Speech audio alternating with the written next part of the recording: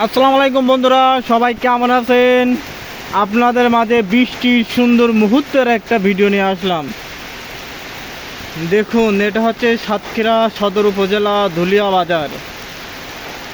ধুলিয়া বাজারের এক ভিতরের গ্রামের রাস্তা ঘুরতে আসছিলাম।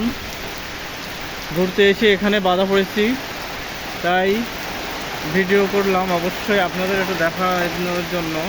দেখুন, অনেক সুন্দর একটা বাগান, প্রচুর বৃষ্টি। আমি এক দোকানের সামনে দাঁড়িয়ে আছি একা। বৃষ্টির সুন্দর একটা মুহূর্ত দেখুন, সত্যি খুব ভালো লাগছে।